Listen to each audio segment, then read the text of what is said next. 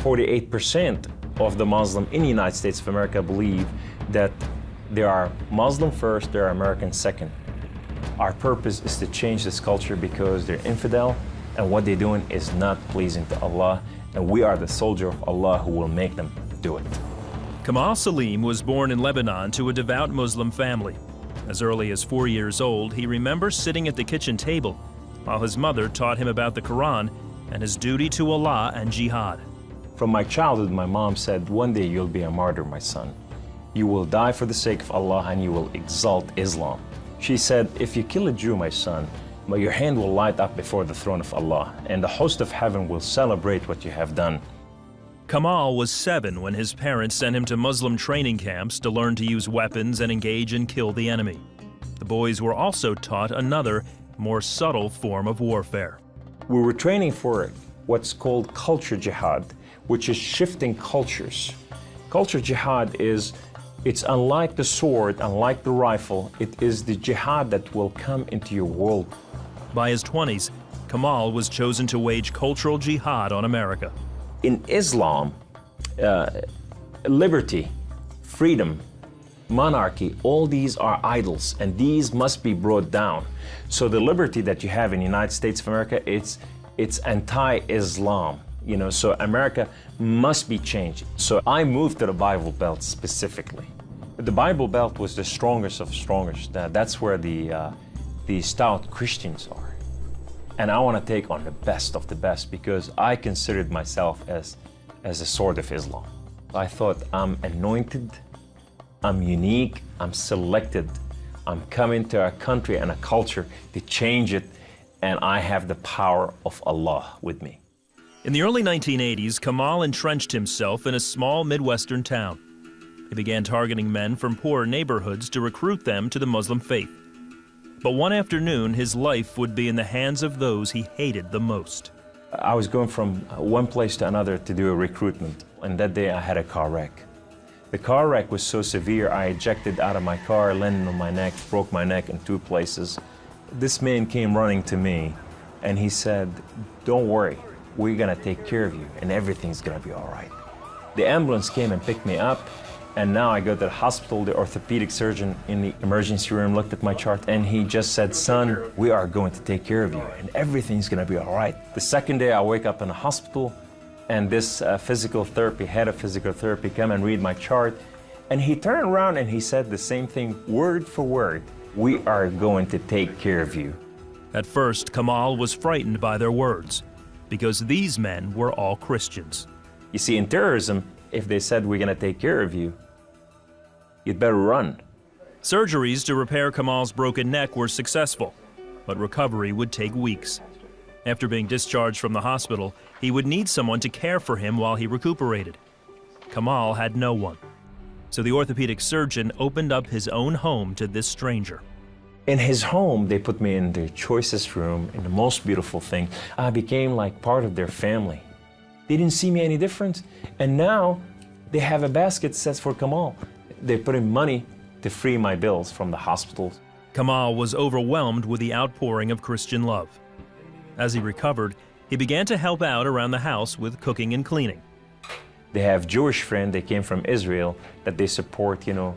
And now I'm hugging Israelis and I'm cooking for Jews. I'm going, what has happened to me?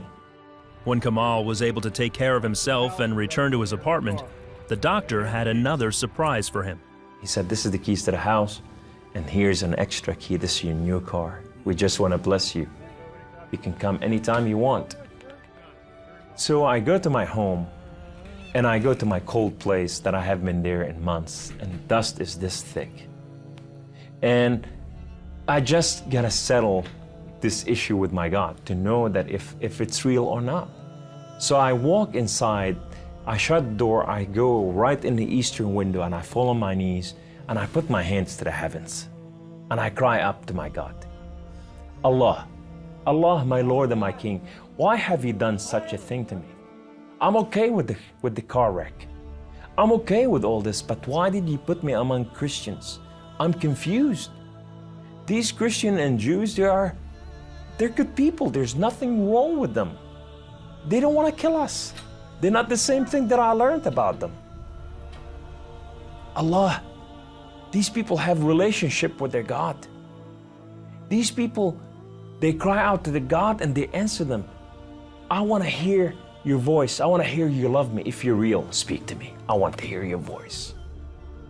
Guess what Allah said that day? Absolutely nothing. Kamal felt that because he questioned his faith, the honorable thing to do was to end his own life. So I went to reach out my guns and put it in the right place and clock out. I heard the voice. The voice knew me by name. He said, Kamal, Kamal, Kamal, why don't you call on God of Father Abraham and Isaac and Jacob? And now I fell on my knees and I put my hands to the heavens immediately as I heard the voice, and I cried out with every fiber within me, God of Father Abraham, if you are real, would you speak to me? God of Father Abraham, if you are real, I want to know you. Well, God of Father Abraham came to the room, and he filled the room with his glory, and his name was Yahweh. The Lord is one. In his hand, he has holes in his hand. He has holes in his feet. His name is Jesus. I said to him, who are you, my Lord? Who are you? He said, I am that I am. I said, I'm a simple man with a simple mind. What is that supposed to mean? He said, I am the Alpha. I am the Omega. I am the beginning. I am the end. I am everything that is in between. I have known you before I formed the foundation of the earth. I have loved you before I formed you in your mother womb. Rise up. Rise up, come on. Kum. You are my warrior. You are not their warrior. And I said to him, I said, my Lord, I will live and die for you. He said, do not die for me. I died for you that you may live. That day, instead of taking his life, Kamal gave it to Jesus. He now has a new mission and travels the country challenging Muslims to question their allegiance to Allah. My heart desire is to reach out for my brothers and sisters, the Muslim out there, 1.5 billion Muslim, that they are living out there and they have not tasted the freedom, and that freedom in God. It's been over 20 years since Kamal left the Islamic faith, and even threats of violence and death cannot stop him from sharing his story. He is real.